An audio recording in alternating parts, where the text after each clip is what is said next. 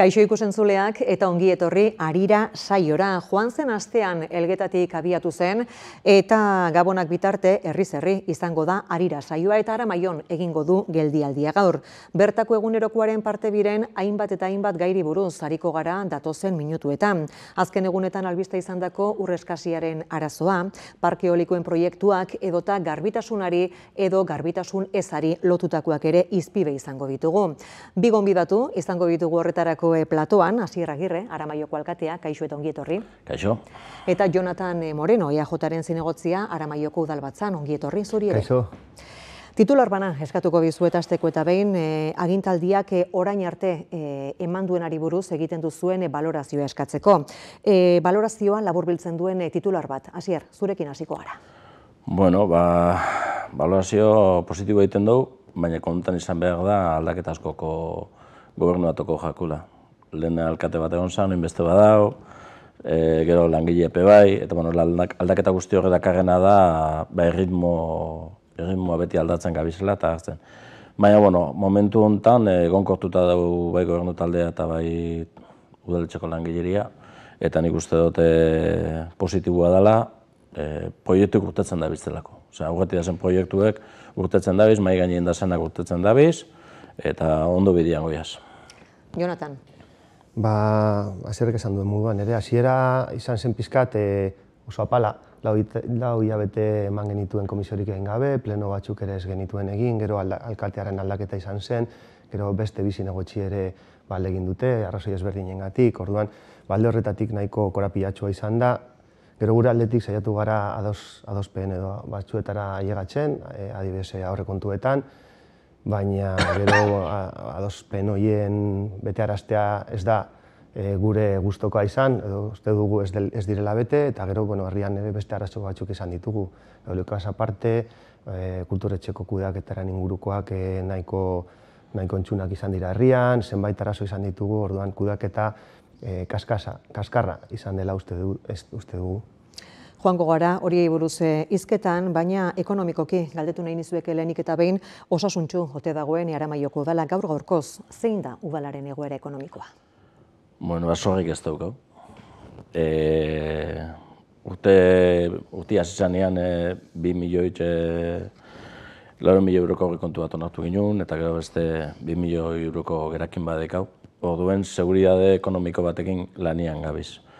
Zertako da garrantzitsu hori, proiektu estrategiko ondixak da zelako eskubitxartian, izan lehikelako obrak, izan lehikelako bestelakoak, eta ekonomikoki ondo kolokaute gauz, eta diru laguntzen aldetik diru laguntza desente bideatu ditugu. Konta izan behar, diru laguntza horietako batzuk Europati datozenak diela eta bete behar asko dakarrela betetzeko. Baina, ondo kolokaute gauz ekonomikoki bai. Hala ikusten duzu zuek ere? Bai, uste dute egoera ekonomiko nahiko honean dagoela udaletxe, uste dute milioi tardiko erremanentia duela, ez dakit Asier, ondo ezta? Bai, 2 milioi txikaz eginean, eta 300 piko gaztau ditugu, milioi zazpiremunea bueltan baduka mundiokon bai. Alde horretatik nahiko indartsu dago udaletxeak, nik uste dut aurrekontu ere erabili behar dugula gehien bat auzoen egoera hobetzeko eta herriaren konbibentziarako guneak ere hobetzeko. Egoera ekonomiko sanoan dago udaletxeak eta nik uste dut aukera hori aprobetxatu behar dugula herriaren itxura eta zerbitzuak hobetzeko. Azken asteetan albiste izan da Aramaion ur eskasia eta kezka agertu du Aramaioko udal gobernuak ere horren aurrean. Zein da egoera? Egoeria nahiko larretxa da. Kontan izan bida, Aramaioko uran azpiegitxura nahiko zaharkituta dauela. 80. hamarkadan eta 80. hamarkadan indako inbertsioak dauzela hor. Eta sare asko doiaz sakonetatik, bailaretatik, mendixetatik bueltaka. 50 kilometro inguruko distribuzio bat dauku sare orokorretan. Kontan hartu barik etxi eta doiezen lineak. Orduen, presio aldaketen ondorixoz eta urten ondorixoz, aberixak gertatzen dira. Aberixa horri nahiko kontrolpian dauzkagu, sistema hona dukagulako aberixak eta zaintzeko, eta beti gainean gauzelako, baina beste faktore batzuk etorri gauz gainera. Horretako faktore bada klima aldaketa edo azken lehorte hau. Lehorteren arabera guk daukagun urartuen gune batzuk asko jaitzi die, danak esango nuke. Oleta mantentzen da, baina Horisoleko manantialak asko bajau die. Neguan edurrik ez da biten, hauden bajau ben die. Eta gero deko beste faktore bat, Asentzio eta San Adrianeko manantialak 2007 sortzian tunela inzanean ikututa gelditzu zian, adifen tunela jokoan, eta bigarren bat egin da benean, ondatu ditue. Ez teko datu zientifikoik esateko hori danek arrazoia. Baina, neurgailu bat eskatzen gabiz jartzia, adifekin gabiz hitz egiten, diputazioz gabiz hitz egiten, irten bidea da bilatzeko egoera guzti honi. Orduen, inbertsioak planteo bidea, adifek bere responsabilitatea hartu beharko dau, eta Arabako Foru Aldundiak be mai gainean dauke gaixa. Orduan, momentu hontan ura heltzen da, bada ura etxietan, baina espada neguan edo eurisia itxen, datorren udaberrireko zailtasunak egon lehizke. Eta gero beste faktore bat dagoena da, pixkat azpimarratu behar dena da, sare horrekin zirenien, 80. hamarkadan, etxietan, danon etxietan, gure etxietan, bai, ure emote jakoan erabilpena domestikoa zala. Osa, erabiltzen zan dutxa, eta ezer gutxi. Gaur egunean aparato pila bat duzko gurak indabiztenak, eta gero kanpo erabilpena asko itxen da. Aparte etxe berri asko indie, eta, da daukaun egoera. Nola ikusten duzu EAJ-tik? Hori da, nik uste dut klima aldaketa da eragin handiena izaten ari dena. Gai honetan, antza denez ere Asierrek komentatu duena, TAB-en inguruan, abiadura handiko trenaren inguruko obrak agian kalteren bat eragin dute manantial edo horietan, eta konpoketa behar dira. Gure iritsiz egin beharko genukena da ur partzuergo batean sartu. Zeren Aramaio dauka ur sare nahiko konplexua eta zaharkituta oso zaila da gure tamainako udaletxe baterako horren kudeaketa eta partzuergo batean sartuta kudeaketa hori, mantenu hori beste moduren batean egingo ginateke. Errazago eta uste dut hobeto. Gero Aldundiarekin hitz egin dugu eta aldasi digunez haien borondatea dago gai honetan laguntzeko, behar dena egiteko. Duela aste bat edo konbenio bat sinatu dugu urarekin, pasan plenoan, ostiraleko plenoan, 400.000 euro bideratuko dira sarearen hobekuntza batzuk egitera. Horren erdia gobernuak ordaintzen du eta beste erdia pixka bat gehiago, erdiaren pixka bat gehiago gobernuak ordaintzen du, baina gutxi gora bera. Orduan, horrek konponketa batzuk egingo ditu, neurgailu batzuk jarriko ditu, baina arazoa alandabe hor egongo da. Orduan, nik uste dut epeluzerako konponbide bat bilatu behar badugu, uste dut Aramaiotik kanpo beharko genuke, partzuergo batean sartuta. Lagunduko luke horrek, Asier? Ez dakit. Dekaun sare guzti hori partzuergo batek ze kondizionetan asumiduko lauken, ez? Azkenean distribuzio oso handia dekau. Dekauz 7-8 deposito diferente, sare diferentiak, aztertu beharko zan. Foru Aldundiko inguru giro saileko urara ematen da benekin eta hartu eman zuzenean gabiz, eta aukera bat balitzake hori igual egotia, baina momentu hontan, esan dauen moduen Jonatanek inbertsioak etxen gabiz beti, saria nahiko goera honian dau, igaz bombeo batzuk eta berrixa jarri ziren, eta momentu hontan diru laguntza hori medio sariak hobetuko ditugu, joango gare kontroletan aldan da onduen, eta behar bada partzuergo baten sartzea, aztertuko. Eta oker espaldimanago gainera, udal ordenantzetan jendea kontzientziatzeko tasa bat ere onartu duzue, zer da zehazki tasa hori? Tasa hori basauen. Etxe bizitzetan, kontadore gailuak neurtzen joaten garenean, volumenan arabera neurtzen da. Orduan, lehengoko ulertzen duene da, konsumo bat dauela etxe bizitza baten, 2-3 pertsona bizitien etxe bizitza baten dauela konsumo bat, eta gero ja, hortik aurrera konsumoa gehitzen denean, beste tasa bat jartzen jako. Ekonomikoki, ez da beste munduko kaltia. Esan digun etxe baten, hilabetian igoera hori euro gutxitako izango dela. Baina bai da, esatia etxietan, ura kontu zibili behar gare. Orduan, pixkatxo bat hori beste aldera da. Baina, bueno, arau hori lehen didator, egon bazauen, eta jauna da, pixkatxo bat, tasa hori jaso. Ados, batira, ongi baderitzozue, Aramaiora bertara egin behar dugu segidan, izan ere Ara joana da, Idoia Aranbarri, berri emailea, herritarren ahotsa jasotzera, eta hasteko eta behin, aspaldidanik herrian arazo iturri den gai bati buruz galdezka ibili da. Gura buzunean, Idoia.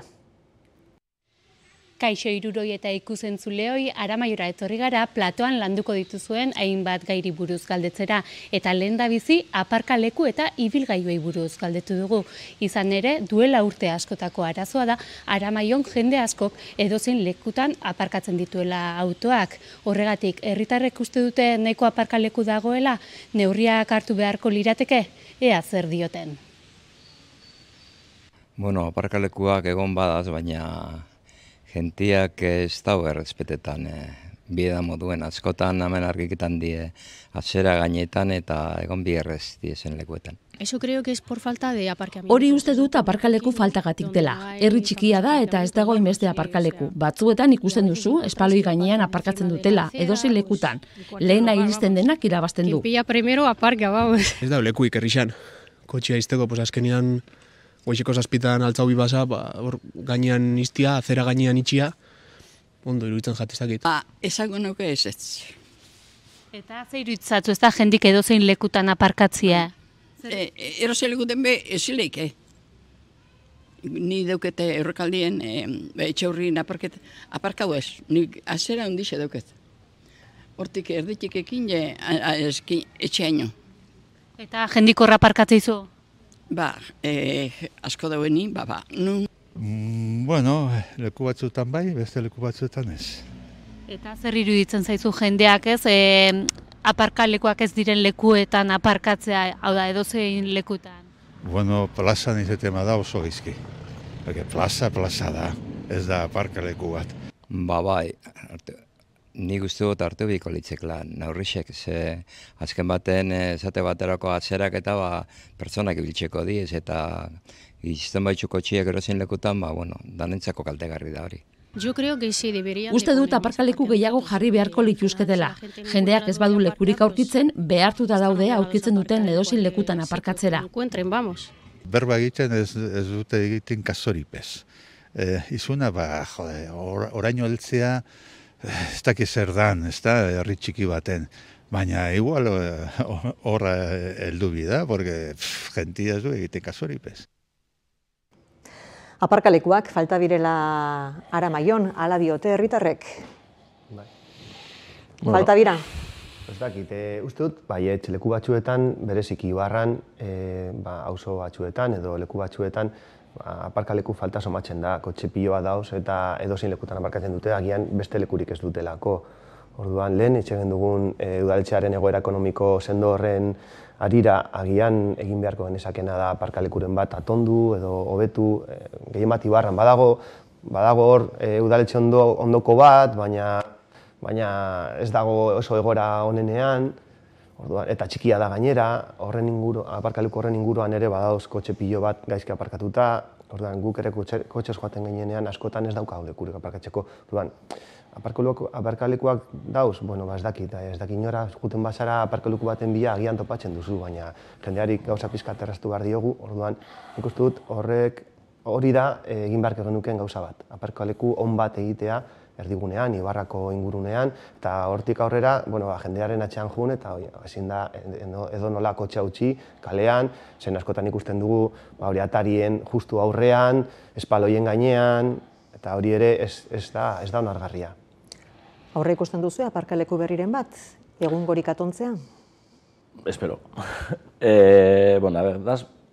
Datu batzu da, mugikortasun ikerketa bide indie, bata eskualde mailakoe, eta eskualdeko mailako hortan ikusi da zenbat erabiltzen den kotxia erretik kanpora, ze zerbitzu publiko erabiltzen den, bizikleta daukan erabilpena, eta gero beste mugikortasun plan bat egin da udaletxean berantzako herrikoa, Ibarrakoa.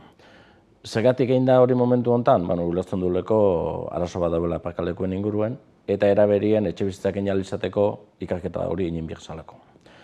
Orduan, datu bat da, 488 ibilgailu da zela ibarran zensauta, eta 480 aparkaleku inguru dauzela, kanpoko eta barroko. Horren datu bada, hor dauela. Zer gertatzen da, jendiak ohitura batzuk hartzen ditu, eta oso zaila da ohitura horrek entzia. Ez da eurak ez dina konturatzen da, askotan arrisku egoera larretxa sortzen ditula. Plazan bertan, ikusten duzu zume txikisa jolasten da bizela, eta kotxiak plazan gora beraka, kalian edozen lekutan ikusten duzu, oinezkuak azerak izan behar dienak, eta kolpedun aulkixas pasetan persona bat, eta kotxe bat azera gainean. Horren aurrian, alternatiba bat planteat behar du, beste behin. Datorren hilan 20an, mugikortasun aurkezpen bat ingo, azkenengo planana, eta hor diseinaute da 3 aukera, aparkalekuak eitia. Baina, tristia pentsetan jaku, udaletxiak aparkaleku batzu diseinatzen ibili beharra, errexan kontauta da zanin aparkalekuk egon badazela. Momentu oro ezingo duzu topa aparkaleku bat zure etxian onduen, baina konturatzen garena da, jente geixena berdinak izaten diela gaizki aparkatzen da bizenak. Azkenean erretxik izetan izautzen gare. Eta bai daz aparkalekuak gehiago jarriko ditugu, baina kontzientzia aldatzen hasi behar gare. Eta ongi egiten ez duenarentzako isunik bai? Hartu beharko dian eurrexak bai. Tira, egin dezagun bat berriz ere Idoia Aranbarrirekin, herriko zerbitzuei buruz, Aramaioarrek duten iritzia ere jaso gura izan du. Autoei buruz galdetu dugu eta orain zerbitzuak izango ditugu hizpide. Herria bizirik mantentzeko beharrezkoak dira. Besteak beste, autobus zerbitzua, medikuarena edota eguneko arreta zentroarena. Nahikoa zerbitzu dago Aramaion? Gimnasioa igual. Ni asko faten az gimnasioa eta igual faltan botatzen dut bai. Aretxabaletara noia. Bueno, sobre el tema del autobús, la verdad que... Autobusari dagokionez, aste barruan nahiko ondo. Hala ere, eguerdian azkena ordu batean da. Hau da, Aramaiotik Arrasatera jaisteko 12 eta igotzeko ordu batetan. Orduan, ordu batetik 2 eta 20 arte ez dago autobusik. Ni bezalako jendeak, lan egin nahi duenak, ez dauka autobusik etxera itzultzeko. Aste barruan ondo, hobeto. No hay bus, pero bueno, entre semana bastante bien, mejor. Bueno, aprobetxatzen dute jetxi egiten naizenean Arrasatera adibidez, egitea gauza guztia, errekabak hemen, hau bestia, banketxea joan, porque hemen banketxea daukagu bat, egun bat bakarrik hastian, eta aprobetxatzen dut gauza asko egiteko. Bueno, medikun zerbitzua askotan horren falta batatzen dugu, egoten diez epoka batzuk, medikuak bera oindagoena batzuetan ezin izaten dago egon, eta kanpotik etorri bizaten dago medikuak, eta batzuetan ordu batzuk bakarrik izaten ditugu, eta nahiko eskazpintzeta jat. Medikua baja hartzen badu ez dute jartzen bere partez. Igual etortzen da hastian behin pare bat ordu mediku bat, baina hori oso gutxi da. Zerbitzuak herri txikitan doiez berutza. Ematen da aurrera goiezela herria bezala, baina ez, atzeruzka goiez, ez dakite diruagaitik beste gauzaterako erabiltzen dutela, o zer, porque tren de alta velocidad guretako zetako. Garraioa, medikua, banketxeak, hainbat gairi buruz, hainbat zerbitzuri buruz egin dute berba, eta horrezate baterako azken gizonezko honek esaten zuen, ez da herri txikietan zerbitzuak atzeraka doaz. Bat egiten duzue? Bai. Azkenean, Aramaixon daukon datu da biztanleria bera doiela, zahartzen da bilela, jendiak eta nausitzen da bilela, eta orduen eta dependentia daukien zerbitzu horrek gaina izten da bizela. Oso zaila da, nik uste herri txikixen bizireutzeko bidia, baliabideak entzen baduzkuek eta oztopo jartzen baduzkuek. Aramaixo bat ezin da konpara Arrasate batekin edo Gasteiz batekin zerbitzu mailan, ez? Orduan, errexen minimo batzuk eukin behar ditugu. Esan da moduen mediku bana nahi oso larretxa petzatzen jat. Jentia nausitzen dabil, gero eta behar gehiago dauz, biztanleria gehiago dabelako heldua, eta medikuak baji hartzen badau, ez teko bordezko bat sekula bez, eta heltzen da berandu baten. Orduan, nik uste dut, hor, goiko erakundeetatik herri txikixei begirune bat sordutziela. Gero beste gauza batzuk aipatu di autobusan, ez? Hor barkatu Asier, herritarrek ere ez da 392 sinadura aurkeztu dituzte, Osakidetzan oinarrizko osasun zerbitzu bat eskatzeko, badago inolako erantzunik eskaera horren aurrean? Bai, jaso gendun bueltan erantzunak, sinatu gendun erantzunak jaso genitxun, kontutan hartutak izango ginela eta saiatuko ziela hobetzen. Hor arte momentuz. Hor arte momentuz.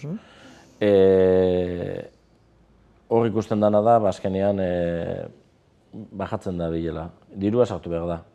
Gobernutik dirua sartu behar da, osasun gintzan, errexetan zerbitzua egitzeko. Eta garraioan inguruen, provintzia eskina baten gauz. Arabako baztertxuan gauz. Eta sekretatzen da, Arabako Foru Aldundiak hiriburura lotura bai bermatzen dau, baina arrasatera kosta etxejako. Orduen, bere gareixen aldaketa bat egin zaubien, arrasatera linea gehiago jarri, Gasteizera kenduz. Orduen, gelditzen gare, Gasteizea oso komunikazio gutxikin, kontutan eukitza adibidez, Legutiok dauzkala 24 linea atzera horreaka. Osea, Legutian 20 minutu ero daukazu autobus bat, Aramexon daukazu 4 aukera bakarrik. Arrasatera daukazu, baina gero, adibidez, asteburuetan ez da aukerarik, oso gutxi dauz. Eta gero, nahi du gure gaztiak seguru ibiltzia festetatik bueltan, eta Gasteiztik bai jartzen dauzku autobus bat, behar izan eskero Gasteizko festetatik autobus bat, baina arrasatetik adibidez ez dauzku jartzen. Orden, egon ginean, Arabako Foru Aldundian mugikortasunan inguruen hitz egiten, egin zan lanketa batean, orain urteter inguru, eta uin adierazi dituten gauza guztionek adierazi genitxun. Nik uste dut importantia dela zerbitzu bat egokisa jartziak garraio munduan. Zuek non ikusten duzue gabeziarik handiena, zer irantzuteko beharra nagusiki? Uste dut gehien bat garraioaren asuntoa da. Zen bankuetxe, bi bankuetxe ditugu, zerbitzua nahiko ona da. Medikuaren asuntoaren, uste dut ere, hobetzeko gauza batzuk daude, gehien bat bajan dagoenean medikua, baina denok dakigu zein egoratan dago Osakidetza eta osasun mundu osoa, ez bakarrik estatuan, Europa maila osoa, mediku falta larria daukagu, landabe, Aramaion badaukagu mediku bat eta erizain bat, horrek nahiko zerbitzu ona da, gure tamainako herri baterako, eta gero hemen Arrasaten daukagun zerbitzu oso potente bat, 7 kilometrotara, orduan ez gauz hain gaizki. Gero komunikabideena aldetik edo garraio publikoaren aldetik, nik bereiztuko nituzke herrialde mailako konexioak, nik uste dut Gasteizerako konexioak ondo daude, ez dira hoberenak, baina ondo daude, badaukagu aukera Gasteizera juteko. Gure erlazioa gehien bat da Arrasatekin, eta hor konexioak asko hobeagoak dira, errazagoa da, Arrasatera etortzea. Eta gero badaukagu beste arazo bat barnean, edo herri barnean, da Ibarra eta auzoen arteko komunikazioa. Badago zerbitzu bat, baina agian zerbitzu hori hobetu beharko ginateke, kontutan izan behar dugu gainera, auzoetan gero eta pertsona zaharrago bizi dela, eta haiek zailtasun handiagoak dituzte kotxea hartzeko eta handikona mugitzeko. Hori kontutan izan da nik uste dut indartu beharko genukeen zerbitzu bat da gure barne taxi edo komunikazio zerbitzu hori. Eta gero jaien asuntoa, Asierrek komentatu duena, ez dugu gure artean hitz egin gutxienez plenoan, ezta? Baina burura etorri zait, Arabako zenbait herri duten zerbitzu bat, udaletxeak egiten dutenak, Amurrion, Dulantxin, Arrazuan eta zenbait herri txiki askotan udaletxeak ordaintzen duela edo jartzen duela jaietarako zerbitzu bat, bus zerbitzu bat. Herrieko gazteak joan daitezen Gasteizko Andra Mari Zuriaren jaietara, aukeratzen dituzte 4-5 egun zehatz edo berezi batzuk, eta egun horietan jartzen dute autobus zerbitzu bat konexioak egiteko, edo Arrasateko jaietan, edo Gasteizko jaietan, edo Legutioko jaietan, edo Gabon Zaharran, edo aukeratu beharko genituzke 4-5 egun, eta hor zerbitzu bat jartzea ez da ingarestia. 400 euroren truke zerbitzu bat jarri dezakegu gure herriko gazte askorentzat eta haien familientzat ere, zeren pentsatu behar dugu haien gurasoek ere askotan ibili behar direla gabetan, handikona gabeko 3-etan, 4-etan, seme-alaben bila eta bueltan eta urduri edo haiek kotxe hartzen badute ere kezka handiarekin, orduan hor badaukagu aukera bat zerbitzu hori eskaintzeko, ezta. Eta ze gehiago beharko luke Aramaioko herriak biziagoa izateko. Gazteen lokala adibidez, duela urte batzuk jarri zen martxan, baina urten itxi eginda, itxita jarraitzen du, baduzue zabaltzeko asmorik, nola uste duzue asatu daitezkeela herriko gazteen beharrak? Irikita dago. Irikita dago. Bai, ointxe egun hauetako kontua da. Bueno, gaztien inguruen hitz egin behar gau, bi maila bezala da zela, ez? 16 urtetik, 17 urtetik orakoak eta horti berakoak. Geixan bi gune dauz, gazte lokala eta gazte txokua deitzen dut zauena. Egisa da gazte lokale horretan arazoak izan ditugula. Gehien bat, jolasian edo nahi dazela apurtu inditxue gauza batzuk, eta kontuetu genean zuhiltzalgailuak eta gauza batzuk puskatu zela, lokala itxien behar izan genduen. Orduan, hausnarketa bat egin zan, eta gaztiekin eurakin. Batzak batzuta dituen gutzen gaztiei, batzuk gerturatu ziren, beste batzuk ez. Baina, gerturatu ziren gazte horrein artean, bai, gurekin hau zauzen. Beste kudeak eta eredu bat behar zala, eta ezin zala gauzak apurtzen ibili apurtzearen. Orduan hitzarmen bat egin ja gazte asanbladakin, gazte asanbladak apustu bat egin dau, udalekin eskutik joateko, eta nahi dotza gazte asanbladak lokal hori beste ikuspegi bat eman, hitzaldiak ematia, gauzak itia. Orduan, auzolanean gaztiak lokala txukundu daue, margotu daue, konpoketa batzuk zauzenak egin die, ja lokala ondo dau, eta, azken aste honetan, hasi die lokal hori erabiltzen. Bai, asmoa daukie erabiltzen anitzak itxia, edo zein atiak irekitza egongo da lokal horretako erabilpena, eta gure ardura izango da gainien egotia. Nik uste dut ondo urtengo da bela. Gero bestia da gazte txokuana, ez? Kiroldek izan dagoen gazte txoko hori, 12-16 urte bitarteko gazti zuzenduta dau. Begiraliek, indagazko jartzen gau, begiraliek transmisio lan bat egin dizien, bai euskera eta bai bertako balioen inguruan. Eta 25 bat gazte inguru badabiltze lokal hortan. Eta gero guda partian bebai ekimenak egiten die. Nik uste dut gaztiak nahiko harreman hona dekaule, udaletxetik eta eurape bai gurekin. Eta oso pozik gauz, uste duleko zerbitzu horrek egonen behar diela eta gaztiek herriko ekimen ezberdinetan gero partei dezen behar dielako. Ze, adibidez, begiraliekin enfoka handixengo gaztetxo horrekin, ze begirale horrek beste gazte lokalien ibilitzako gaztiak die, herriko gaztiak die. Eta hartu eman zuzen eukitzi eta balore batzuk pasatzia, edo bertso gintzan dabiltzanak, edo herriko kulturtaldietan dabiltzan gaztiak die. Eta orduen oso positiboa ikusten dugu, herriko gaztiek guztua eta posik egotia.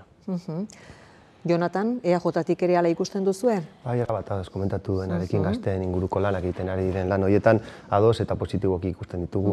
Nik ez nintzateke eratuko bakarrik horretan, herri bizi bat izateko gutxienez lau atal ezberdin jorratu beharko genituzke. Alde batetik zerbitzuak hobetu, lehen hitz egin dugunaren inguruan, zein zerbitzu behar ditugun eta zein zerbitzu nahiko genituzke herri hobe baterako. Kultura bultzatu, hasierrek esan duena, baina hortik haratago ere badago herrian kultura bultzatzeko beste ekintza anitz egin behar genituzkenak eta daudenak ere hobeto zaindu, adibidez margoketa lehiaketaren inguruan aurten ez da penagarria izan da, egon dena, gertatu dena margoketa lehiaketa horrekin eta oso historikoa da gure Araban, gure margoketa lehiaketa hori, eta gero lana, hirugarrenik lana, eta hor daukagu landa garapeneko teknikariarekin lan egiteko, gure artean lan egiteko aukera oso potente bat, Aramaio bizitzeko ere lan egiteko aukerak beharko genituzke, eta gure potentziala balorean jarri, ingurune naturala, baliabideak, turismoa, ostalaritza, komertzioa bultzatzeko aukera asko ditugu, baina horretarako ikuspegia behar dugu eta lan egin behar dugu. Eta azkenik, laugarrenik, herri bizi bat izateko etxe bizitza behar dugu. Eta bizitzeko aukerak izan behar ditugu. Gazteak kultura eta ondo pasatzeko aukera saratago, nonbait bizitzeko beharra daukate. Eta horreipatu duelen beste kontu bat hasierrek euskara ez da. 12-16 urte bitarteko gazteekin transmisio lan egiten badiar duzuela aipatu duzu, besteak beste euskarari lotutako transmisioa. Horretan eta zertan gehiagotan ari zarete, kezka iturri da euskararen egoera Aramaion? Neuke esango kezka iturri denik. Erabilpen aldetik bai. Erabilpen aldetik, ez dakindik Aramaion edo Euskal Herri osoan gertatzen den, ez? Teknologia berriak iritsi denetik, bai gazteak eta bai helduak joera gehiago daukate erderara juteko. Egixan, nik esango nuke nabarmentzeko bedala, aurten adibidez, aleginak indagero A1 mailako talde bat sortu dela. Azken urteetan ibili gare hori sortzen. Eta nimetzen asko postenaz, Euskarara etorri dielako herriko pertsona batzuk, eta gainera ikusten ditut oso gustura da bizela. Ikusten ditut apunte egin atze horreaga, eta ni asko posten hau, ni benetan asko posten hau. Eta gero, bestaldea, UEMakin batera eskutik Euskara plana ingendun, eta onartu gendun pleno bidez, eta mantentzen da dekaun ibilbidea. Orokorrien Euskal Herri mailan beldurra dau jeisten da bielako euskararen erabilpena.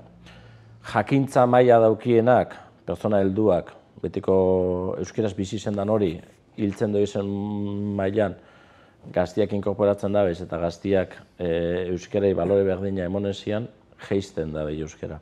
Orduan nik uste dut ez dela Aramaixoko arazo bat dakarrik. Euskarari bere tokia emati eta bere garantzia emotia Euskal Herri osoen enbiarkago zango oso bat izango zen, eta gu bideratzen gabiz, nik uste dut ondo gabizela bai. Eta Jonathanek mai gaineratu dituen ideietatik tiraka etxe bizitzaren gai ekarri nahiko nuke, etxe bizitzaren beharra nabarmendu duzu Jonathan, eta justu ere Aztikarrekin batera okerrezpanago galdetegi bat egin zenuten martxoan, herritarren etxe bizitza beharrak zeintzuk diren jakiteko, zeintzuk dira behar horiek ze emaitza eman ditu egindako azterketa horrek? Etxe bizitzena bai da gabezia bat, urte asko doio Aramaixon etxeakin barik, baina esan bihu da zela faktore ezberdinek hor ikutzen dozkunak, ez? Bere gara izan, 2010 bueltan, plan orokor bat lantzen hasekin janean, Ibarrako erdiguneko etxe bizitzan planeamendu bat egin zen. Planeamendu hori ez da garatu. Gauzia da, 15 urtean ez dela garatu. Arrazoi ezberdinak egon lehizki atzetik, ez da garatu. Perixa, alde zageko eraikinen Perixa, 2011an gelditu zen, eta administrazioko kontu pila bateatik ez da aurrera eraman. Orduan, Ibarran, 180 etxe bizitza egiteko plan bat zauen peritik aparte, berrixa egiteko, ez? Orduan, hori eraldatzeko planeamenduan aldaketa bat proposatu gendun. Eta horretarako leheneko gauza enbierzan esan ikerketa hauek. Mugikortasuna, etxe bizitzan demanda. Eta hor etxe bizitzan demanda indanean, Aztikarrek egin daula nau, eta hor ikusi dena garbi da, tendentzia bat aldatzen doiela etxiena, lehen jendiak etxe handixek eskatzen zituen, jendiak etxe txikixek eskatzen zituen, logela batekuak, bikuak, baina gehien bat ikusi dena garbi da, jende gaztia errexen gelditzeko etxiak egin beharko diela. Orduan, Perixan edo Aldezarran barruan, Perixa bukatzen bada, aurtengo urtean edo atorren urtea zieran, 50 bat etxe bizitza intxeko aukeria ongo litzake, eta beste planeamentua legealdizan barruan eraldatzen bada, egingo zan, beste 180 etxe itxeko aukera egongo zan. Ez dut errigo hartuta etxe horrek egitea, planeamentuan papelien jarretxa geratzen da. Eta gero kontan izan behar dugu, Ibarra barruan dauzela bi gune etxiak egin aldienak. Bata da, lehen Jonathanen komentatu duen, aparkaleku hortan, 12 etxe bizitza egiteko aukera dau, eta gero Ibargoian beste 24 etxe bizitza egiteko beste gune bat dau. Baina zer gertatzen da, urzikinen kolektoria ez dugun bitartean Debagareira konektatzen, urak ez dauden moten baimenik etxe bizitzak egiteko. Hau da lotuta doia. Bat ere ez? Ez dauden moten. Kontua da, dekaun saria obsoleto dau, eta orduan behar da depurara berri bat, edo behar da Debagareira konektan. Orduan horren atzetik gabiz, pasadan ostegunean egon ginen Gasteizan berriz gai honen inguruan, obra zaila da, edo bestela errepidetik eraman behar datu gua. Guk eskatzen dugu errepidetik eramatik datu gua, eta gabiz behin da berriz hori eskatzen. Hori espada egiten, ezin lehikein esperiko etxiak eta ez beste etxiak ez. Orduan, konplexua da, baina bide honetik gabizela esango. Eta hori onartuko balitz, noizko izan ahalko litzateke? hori onartzen bada, bai perikuak eta bai kaleko biunia hori leizterretxeko modu nago zen. Osa, nik uste horrek leizterretxeko modu da zela. Bestiak, azkenien, undiokan diseinu ben behar die.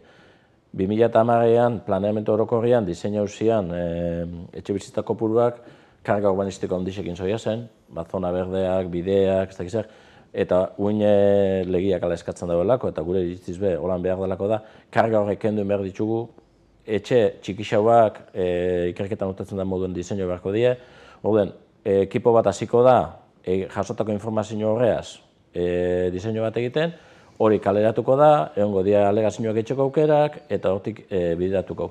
Eta gero dago, beste etxe bizitzan arazo bat dau, auzuetan.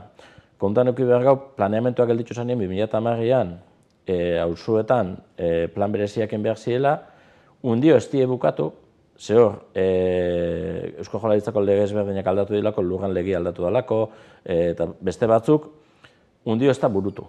Eta hor, auzuetan, beste 40 bat, 30 bat etxe bizitza egiteko aukera egongo litzake bukatzen danean. Parzeletan, bakoitza etxe individualak egiteko aukera. Holetan kasuak gelditzen jako alde batera. Eusko Jaurlaritzako kopuk atzea bota dozku oleta rural bezala mantentzia.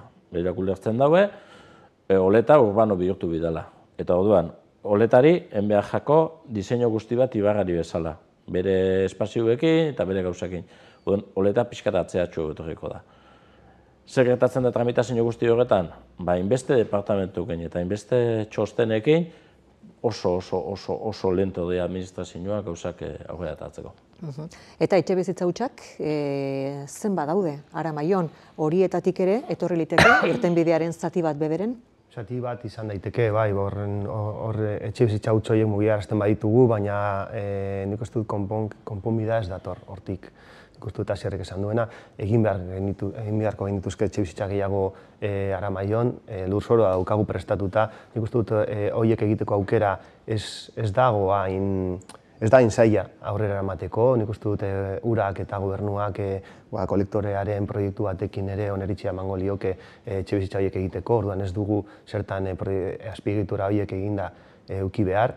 Horrek ere adierazten du daukagun gabezia, epe ertaine perluzerako ikuspegi gabezi hori, eta momentu honetan topatzen gara, ez daukagula azpiegiturak, ur horniketaren falta, kolektoren falta, etxe bizitzen falta, ez dakitzen bat urte damagu horrelako ikuspegirik gabe, eta orain arazoa ikusten dugu. Halan dabe, gainera, egin beharko genituzken etxe eta zere itxin beharko genuke, zen motako etxeak beharko genituzke. Gazteak nik uste dut gehiengoak erosketako etxe bat nahi du, eta etxe merke bat nahi du. Orduan, horretarako ere, nik uste dut hausnarketa bat egin beharko genuke, eta udaletxearen aldetik daukagun baliabideak ere hoien esku gutxi. Hau da, udaletxeak kooperatiba ereduren babesean edo bultzatu ezaketxe horiek. Lurzorua doainik emanez, edo lurzorua eguneko bosteko kostu baten truke emanez, herriko gaztei etxe bizitza bat erosteko aukerak emateko. Zen, alokariuzko etxe bizitza behar dira, ez dakit, agian Aramaion ez hainbeste. Eta gehien bat nik uste dut lehen estatu beharko genuke gure gazteen beharrak, eta etorkizunerako beharrak, baina ezin dugu itxaron arazo bat gure aurrean topatzen arte, orain konponketak bilatzen, ezta? Gau, gazteek ezin dute itxaron 10 urte, beste 10 urte, haber nola pentsatzen dugun, zenmotako kolektoreak, ur horniduraren sarea konpontzen dugun edo ez, partxorgo batera eramaten dugun edo ez, hori beste arazo bat izan daiteke etxe bizitzak egiteko. Zertarako nahi dugu 180 etxe bizitzak egiteko aukera, horrelako baliabideak ez baditugu.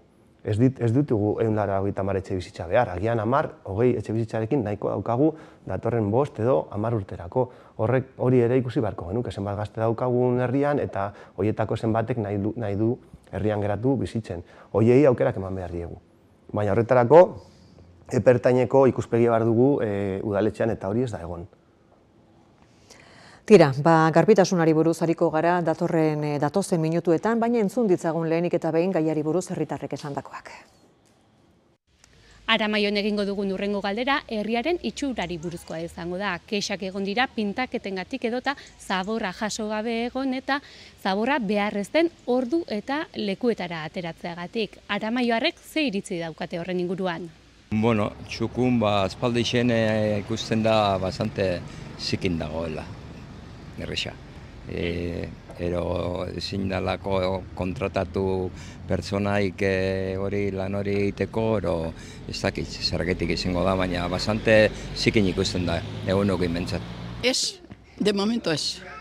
Ningo nien, Domosantureko Elixako eskilara garbitzu zituen, baina joizak ez horra mondraurea aruz ba, edaz geoko entzaituleko bedarrak etxeko partekuek eta... Bueno, bai, pintaketak ikusten diez, baina hori alde batera utzita ez dut, holan beste gauzarik ikusten, txukun ikuste dut. Es un pueblo bastante bien, bastante limpio y con mucha naturaleza. Herri nahiko garbia da, natura askokoa. Batzuetan ikusten dugu ez dagoela garbitzaile asko zaborra jasotzeko. Hori nabaritzen dugu, zaborrontziak betetzen dira eta garbitzeak kostatzen zaie. Hori konponduta dagoela uste dut. Recoger la basura eso. Y eso sí que notamos a veces, porque los cubos están llenos, luego no los tardan bastante en limpiarlos y tal, pero bueno, eso creo que ya está solucionado. Pintadak beti honitzen diez, baina polita izango litzeke pareta guzti garbi hauko, klaro. Pintadatik eta zer iritze duk? Mal. Hemen ikusko zaitez. Buenas pintadas. Ha habido más, Eixo onda. Eta neurririk hartu beharko litzateke edo hoxe garbitu? Bai. Garbitu, ero kastigar, eitxeitxuguna kastigau. Pintadak, zaborrontziak beteta, ez dakit, zer iruditzen zaizkizu herritarrek esandakoak? Nahiko, gure ikuspegia zeharo ezberdina da, herria nahiko zikin ikusten dugu, eta pintaden asuntoa ere nahiko larria dela uste dugu. Duela urte bat baino gehiago, aurrekontuen inguruko adospen bat proposatu genuen udaletxean, bete ez den adospen hori, lehen komentatu dudana, eta horren barruan sartu genuen herriko zenbat guneetako pintada garbitzea, baina ez dira garbitu. Gauzakarrik pintadak, pankartak, papererak, paperez eta zaborrez beteta, garbiketa zerbitzuarekin ere kontratazio horrekin zenbait arazo izan ditugu azken urte honetan, pertsona bat zegoen, gero bapatean kanporatu zen edo kanporatu dugu, edo bera alegin du, beste 2 pertsona kontratatu zuen udaletxeak, baina hilabete bat bakarrik egon dira eta alegin dute, ez dakit zergatik, orain beste pertsona bat kontratatu dugu, kontrato menor edo horren bitartez maiatzer arte, ez dakit zen motako zerbitzua izango dugun, baina garbiketa oso zerbitzu importantea da herri baterako. Ezin dugu horrelako kudeaketa onartu. Garbiketa zerbitzua kontratu estable, sendo eta seguru baten bidez egin beharko genuke. Hau da beste adibide bat egiten den kudeaketa kaskarraren ingurukoa.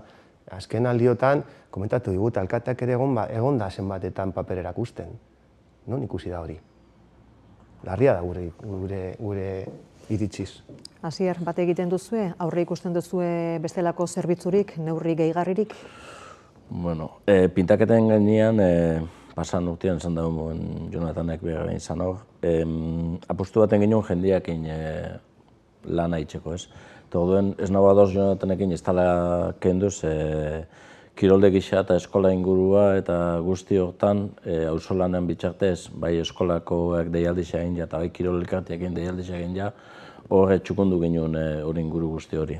Gaina errespetatzen dabiz. Bai, eskola barruen egin dien gero muralak eta margotu den guzti hori errespetatzen dabiz, kanpoko frontoia eta kanpoko guzti hori errespetatzen dabiz, eta poliki-poliki kontzientziak lantzen. Ez boligrafo bitxartez agindu bat emoneten biharrin kontzientziak lantzen, jendeak ina auzolanean borratzen gabiz eta txukuntzen gabiz. Eta eraberian gainera proposatu da leku bat, nun grafitixak edo nahi dabenak egin bebai. Bestaldera, zaborrana, dekau bi modu, bi frente irekita bata da, zaborra kontenedoriekin dauen arazua. Horre, enpresa batek, kuadrilean, mankomunitatean bitartez, eskaini duen zerbitzua arazoak emoten dabil, 2 urte hontan, greba bat ikusi bien, eta horrek ekarri dauena da, kontenedor horrek ez diela uzketan, eta behin da berriz abisua joten hil berri zen gare. eraberien papelakin gertatuena eta kartoiakin. Foru Aldundiak emon bideu zerbitzu hori, enpresa berdine da Foru Aldundiak dako lan haitzen dauena, eta hori zerbitzu hori izan betetzen. Orduen, behin da berriz, gure keixak adiratzen, da keixak adirazten genuen etortzen ziren, jasotzen zaubien, eta burruka horretan gabiz. Kale garbitzaileena eta herriko papeleratuak eta guzti horren inguruan, bai, enpresa bat egon da udalan bitxartez kontratute, azken urtietan, eta momentu baten erabaki zauen enpresa horri lizitazioa bukatu zen, kontratu bat egitea eta enpresa horrek utzien zauen.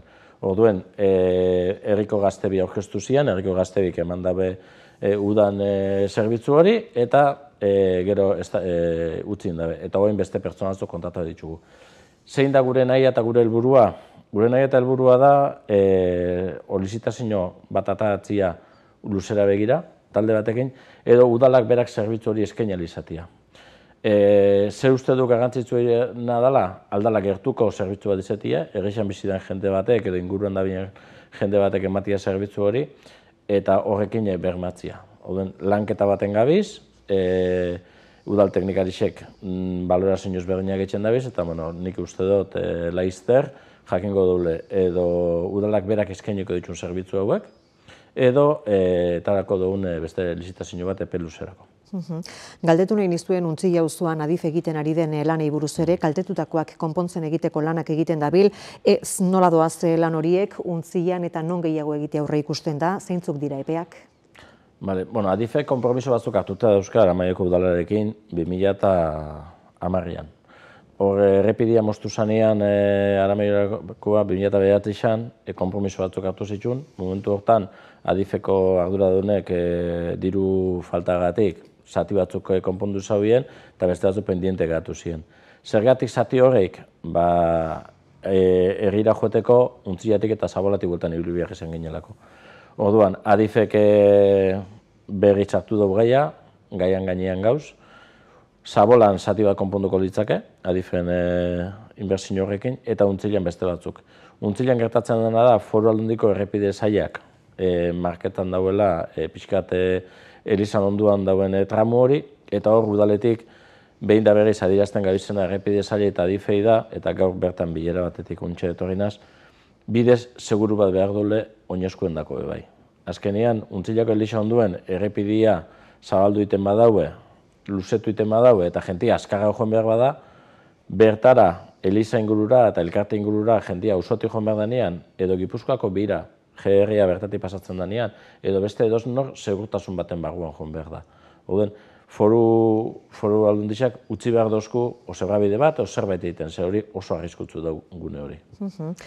Eolikoei buruz ere galdetu nahi nizuen, Pilpilean egon da, itxarazen gaia, azken bolada luzean, joan zen astean eman zitzaion behin betiko itxiera, Statkraft enpresaren proiektuari, hori itxita ordea, Alerion Spain enpresaren eskaera dago, mai gainean orain, uztailean jaso zen eskaera, Arabako aldizkari ofizialean, eduki duzue, nola baiteko batzarrik, ze informazio daukazue proiektuani buruz? Proiektu berri hau honen inguruan ez dauka bainolako informaziorik, ez dakigu ezer.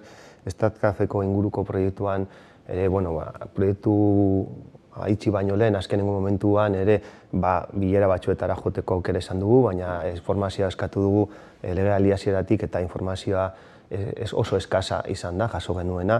Esan behar dugu gainera ez dela gure proiektua, askotan esaten da, baina EH Bilduko proiektua da, Arrasate edo Fagorreko industriaren proiektu bat da, hoien babesa dauka, EH Bilduko babesa izan du beti, eta orain bertan bera gelditu da, baina ez dakigu zertarako den beste proiektu hau, agian gauza berdinerako. Horrelako hausnarketa bat egin beharko genuke gure herrian, ez bakarrik Aramaion, Euskadi osoan egin beharko genuke berriztagarrien inguruko hausnarketa bat, baina horretarako herria entzun eta informazioa behar den moduan zabaldu. Proiektu berri honen ingurukoak ezagutzen ditugunean gure jarrera salduko dugu, momentuz ez dakigu ezer.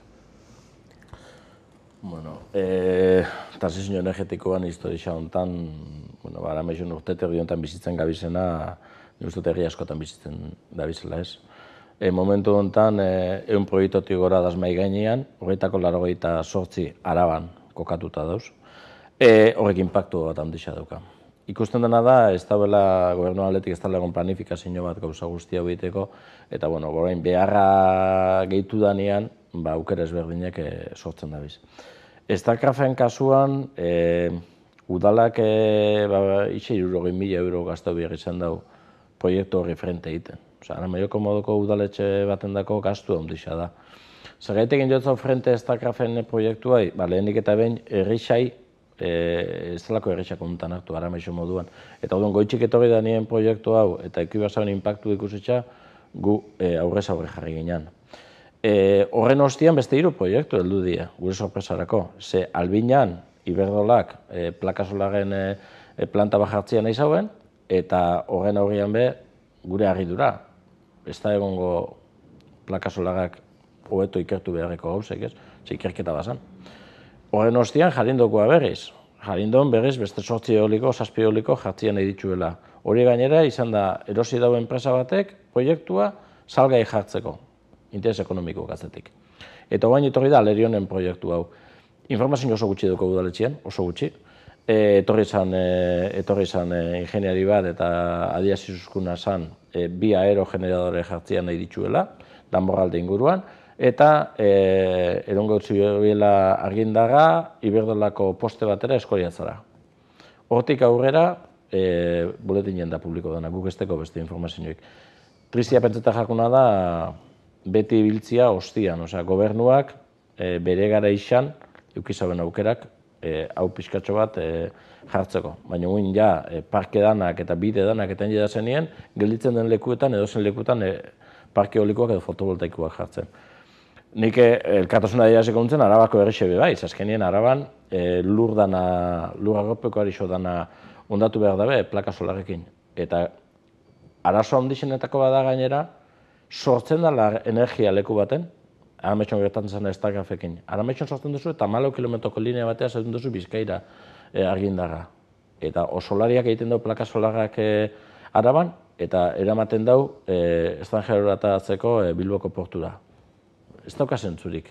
Hau hobeto kudeatu behar zen, goitik ardura daukatenak hobeto kudeatu behar zaubien, eta errexek eki behar gau gure aukera, gure hitza eta entzunak izan behar gara. Baina eztabaida horretan ere, agian nik ulertzen dut Aramaion defendatu duzuen jarrera hori, baina agian errazena izan beharko zen zuen nagusiekin, EH Bilduko nagusiekin hitz egitea, proiektu hau geldiarazteko ahaleginak egitea, baina egin dutena da justuz kontrakoa, proiektuari babesa emon.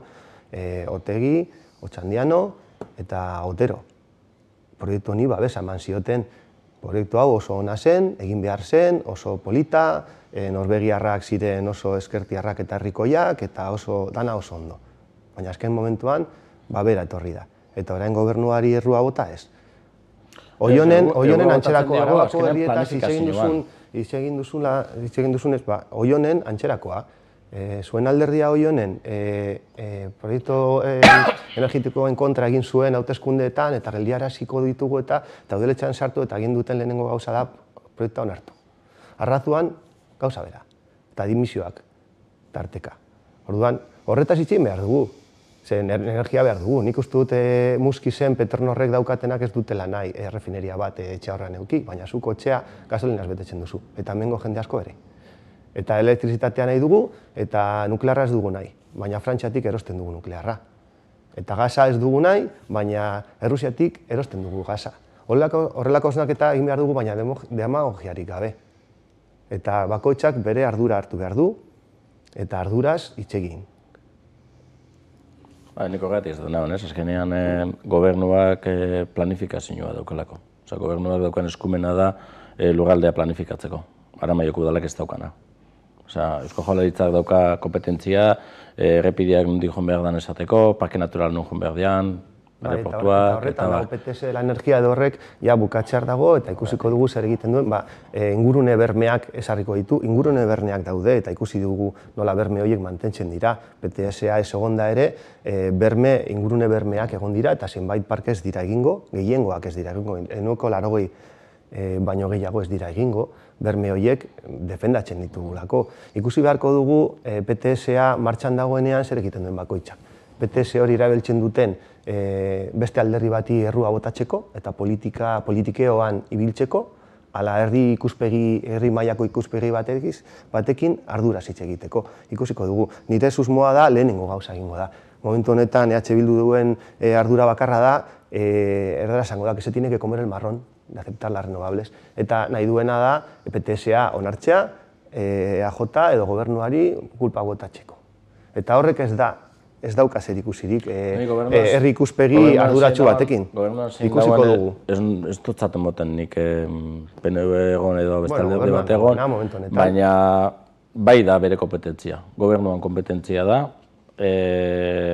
urte pila bat daramagu gauzak arautzen, eta momentu honetan PTSA toko da, baina nik uste dut aurretik be egin altzala. Gertatu dena da PTSA lantzen gabiltzala proiektuekin batera. Osea, Aramaion kasuan, Estakafen proiektua iritsi zan, aurretik jarindoko lehengoko proiektua iritsi zan, eta ondio PTSA esan entzuten. Orduan, lurralde antolamendua oso garrantzitsua da, eta transizio energetikoa beharrezkoa da. Aurrera egin behar dugu, datorren gai ere korapilatxua da, baina saioaren azken txanpan sartu gara eta laburrak izateko eskatu behar dizuet. Aramaioko udal zerbitzuen kontratazio egoera salatu zuen Eusko Alderdi Jeltzaleak ekainean egindako estoiko osoko bilkuran. Jonatan, zer da salatzen duzuena? Bereziki pleno horretan salatu nahi genuen kulturetxeko kudeaketaren inguruko kontratua eta zerbitzua. Badaude edo bazeuden beste zerbitzu batzuk ere antxerako egoera batean, euskarazkoa, aparejadorea, ADR-ko zerbitzua ere, baina kulturetxekoa larria da. 14 urtez zeraman kontraturik gabe, 14 urtez. Ulertezina da horrelako zerbitzu bat 14 urtez kontraturik gabe ukitzea. Urte bat pasa daiteke, onargarria izan daiteke. 2 urte, bueno, tamalez, ez?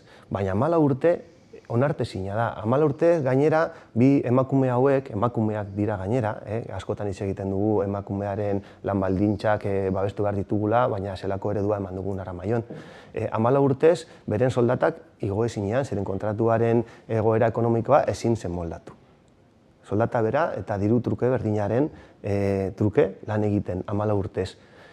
Gero pertsona hauek eta salaketa bat jarri zuten udaletxean, normala denez, eta beren abokatuak eta udaletxeko abokatuak, Lierni zegoen gobernu horren abokatuak, adospen batera ailegatu ziren, edo abokatuen arteko adospen bat zegoen hor mahai gainean, baina sinatzeko momentua etorri zenean, udaletxeko bilera batean adospen hori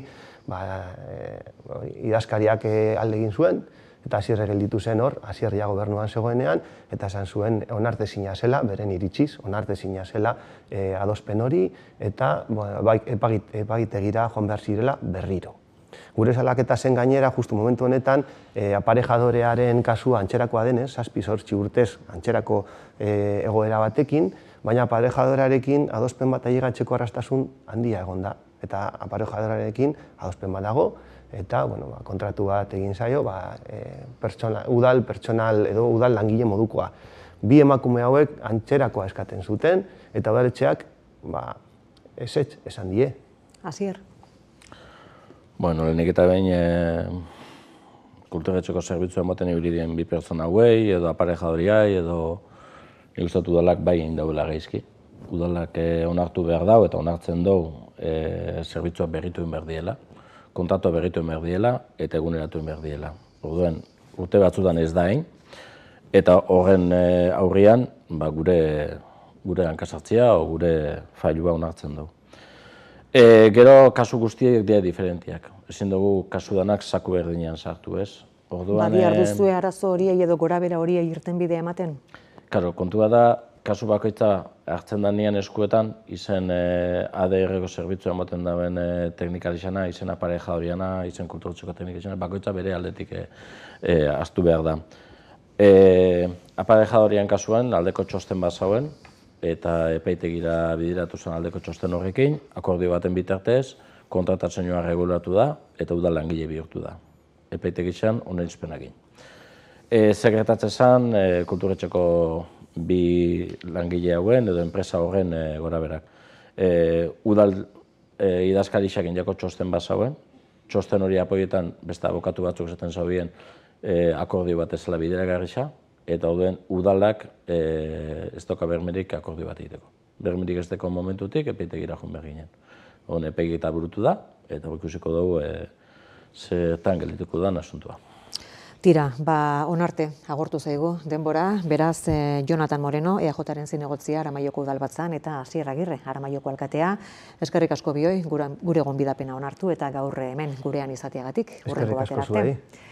Eta ikusentzuleak zuek badakizue, datorren astean berriz ere hementxe izango gaituzue, leku eta ordu berean, kasu horretan Antzuolako udal ordezkariak izango ditugu bidelagun. Aste ona izan.